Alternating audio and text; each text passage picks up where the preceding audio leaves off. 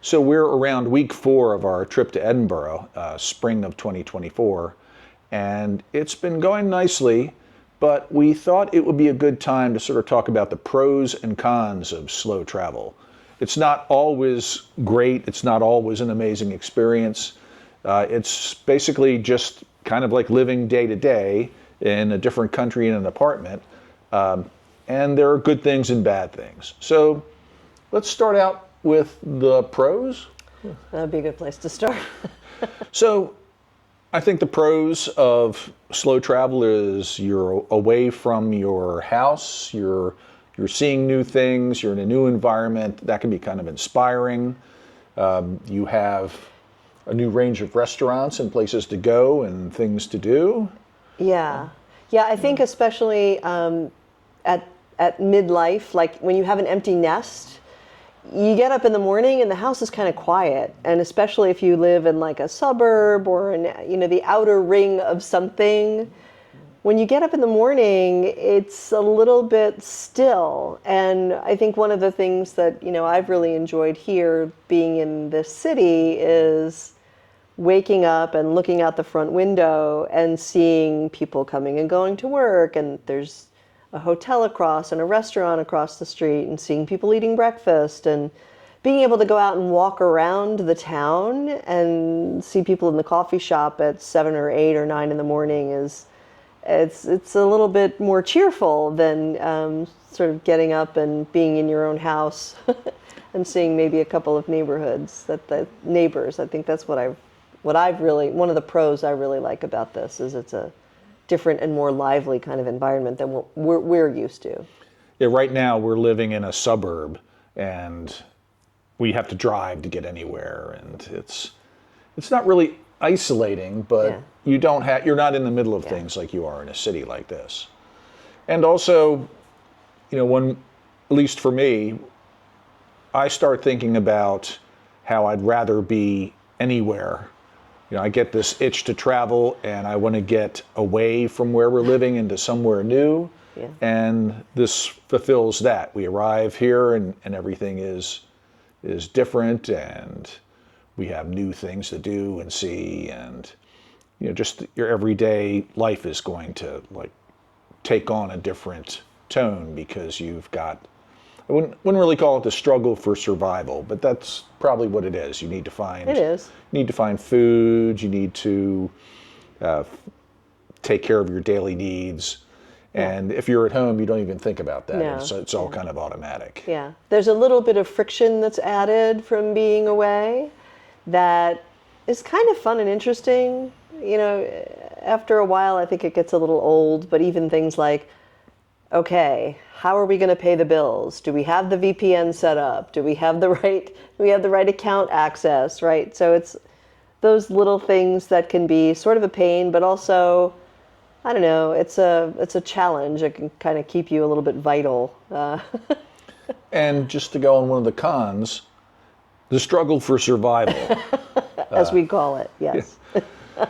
Finding the right food, finding meals, and planning out your day. It's not automatic like when you're home. So it's what can we find in a grocery store? What restaurants are a reasonable effort to get to and that we want to eat?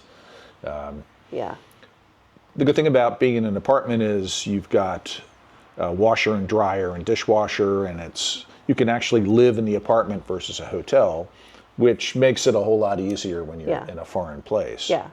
Part of the struggle for survival is figuring out how each of those things work. Now, here, we're in Edinburgh, so everything is in English, right? But you don't realize until you go to a foreign country and try to live in a house in a foreign country, how much you take for granted in your own home. So every house has its little quirks, right? So how do you get, sometimes the hot water takes a long time to come on. It's like, if you think about all of the quirks that you have in your own home and think about all of the quirks in someone else's home, and if you're staying there a month, you kind of have to learn them and learn how to work with them.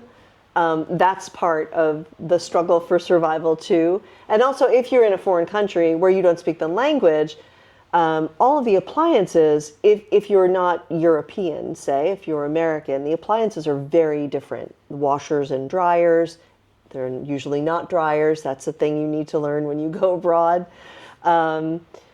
Dishwashers, televisions, cable boxes, every possible appliance you could imagine. A Nespresso machine takes a master's degree to figure out how to work. So part of the struggle for survival for the first couple of days that you're in a new place is figuring out all these things, and then also figuring out like the soaps and all of the things that go in them, which sounds kind of dumb, but it really does take a while to get a routine down in the new settings with the new logistics that you've got in your new house. So you do find yourself pulling up the internet and searching for your particular appliance, your washing machine or your stove, and trying to figure out what those little icons mean. Yes, and exactly how to use it. Because it's different. It's a different language almost. Yeah.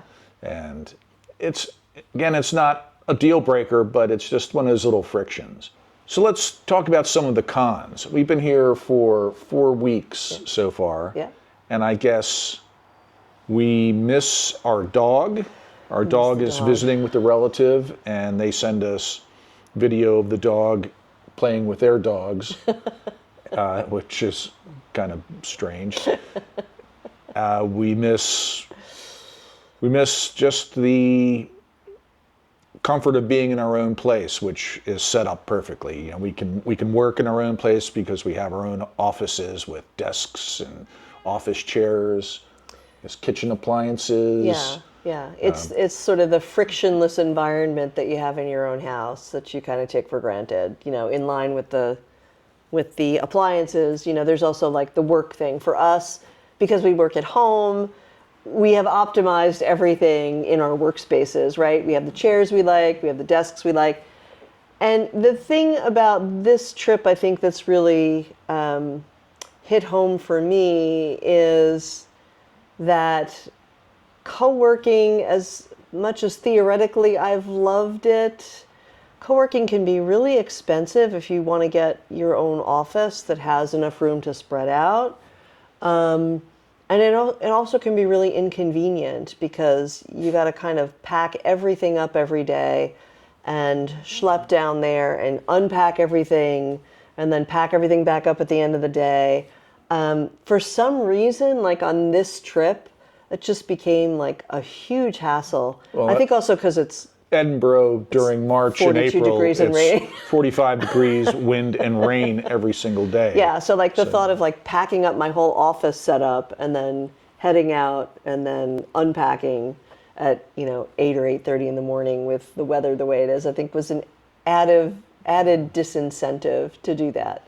I think the co-working spaces are great in theory, but for some reason on this trip it just felt like it was an insurmountable kind of mountain I had to try to get.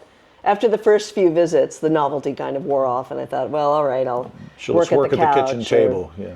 But as we get older, we're discovering like physically we just can't do that. I mean, I hate to sound like we're being really complainy here, but like sitting there like this at a table that's like all the wrong dimensions and it doesn't have a cushion and it's a kitchen, it's just harder to do physically and be productive. So it really is, it sounds petty, but as our bones age and we get all achy, it's harder to make that work and be really productive the way we used to be able to. So we gotta figure something out with that.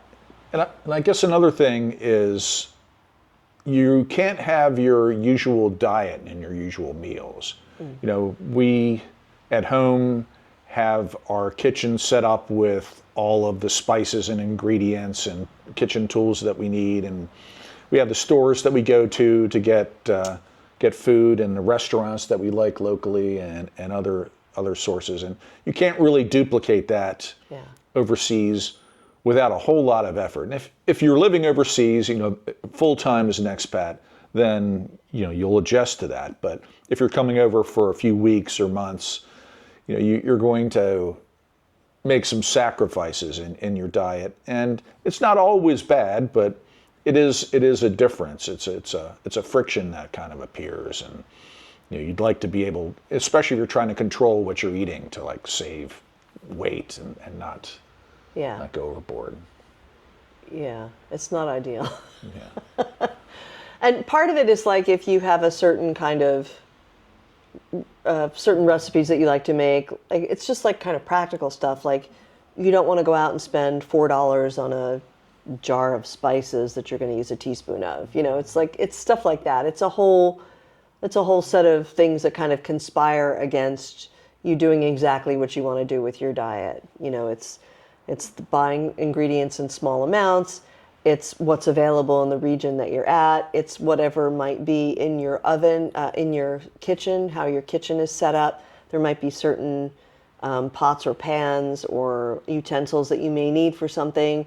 So it's kind of a bunch of things that sometimes constrain your ability to eat exactly the way you would want to, particularly if you're really trying to watch your health. And it's also the grocery stores, what they have available. Yeah.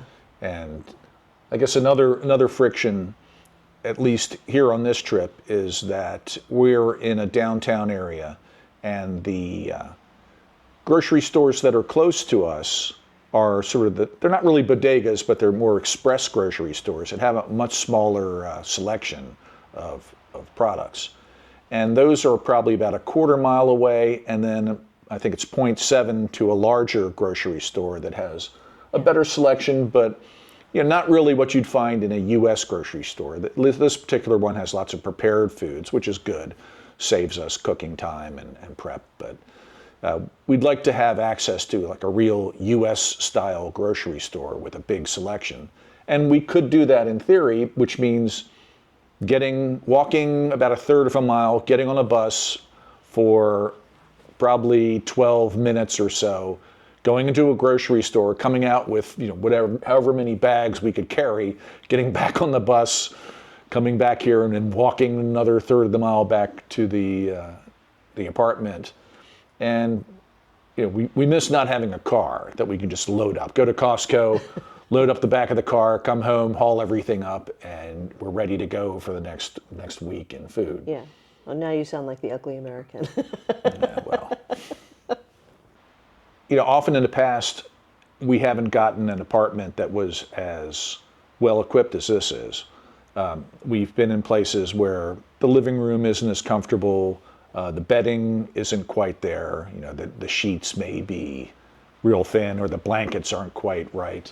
And this place has been nice because the bed is really comfortable and the bedding's really comfortable. This living room is great. It's nicer than our living room at home, so we're happy with that. Yeah, I mean one of the things that we really like about staying in new places is what they offer that our place at home doesn't offer, right? So this is like the opposite of what we were just talking about. And one of the things that we really enjoy in some places is the quiet and the quality of the bed and the darkness. This place, because it's so big and it's so old and there are not a lot of people in the building, when you turn off the lights and you close the shutters and the curtains at night, it's really, really dark. It's really, really quiet, and it's cold because it's Edinburgh. So it's fantastic sleeping. Compared to a previous place we rented last year here that was near an area called Cowgate, where all the college bars are. And drunken college students were stumbling up our street at 4 a.m., singing and screaming. Yeah, so you need to make sure when you're doing your Airbnb reviews, when you're looking at those reviews, really hone in on any comments about noise, because that will tip you off to what it's going to be like. If that's important to you. I really like to sleep and I need peace, so to me that's important. Yeah, you need to really take a close look at the location of the apartment and what's close by. And if there's a bar on the first floor, if that's what you want and you want to hear music till 2 a.m., then that's good. That's not really what we're looking for at this point. Yeah. And another great thing about being away is that, again, depending on where you live, what we really like about this city and being in a city is that you have entertainment like everywhere. Like there's museums right around the corner and right up the street. And of course, there's a castle just about a mile away. So being able to like go out and have all of these different things to do, as well as like the ongoing concerts and shows and dance stuff. Coffee shops, lots of pubs, lots of music, lots of restaurants. Yeah, it's nice. And you don't have to do that. Like the great place about where we are right now is that we are absolutely content to like just hang out here in the evenings. And we've probably done that a little too much because it's so comfortable. But having the opportunity to like go out at night and just take in a show or see some music is really, really lovely to be able to do if you don't live in a place where that's not like a major project. It's just so cool to be able to walk out the front door and be 20 minutes, from any kind of entertainment you might want. So that's been really fun, and it's kept us kind of active and engaged. Yeah, for us, the nicest bakery within probably a 20-mile radius is a Panera Bread. Yeah. So we live in kind of a suburban wasteland. And it's just good being in a European-style city that has, there's several bakeries within walking distance of this place. Yes, the bread. That's on the pro side. The place is loaded with real pubs. Half of them have, or a good portion of them have music at night. There are some bars near us, but they're not really all that great to go hang out in. Yeah, they're not a place you'd want to hang out in. So anyway, that's our update, week 4 in Edinburgh. We'd like to hear your comments. Add something to the comment section. Subscribe. We really appreciate that if you subscribe and like this video. And and hopefully we don't sound like total control freaks. I'm just thinking about all the stuff we're saying. Yeah, this is the disclaimer here is this is our personal experience. It may not apply to you or any other human beings. Yes, exactly. So thanks for watching. Bye.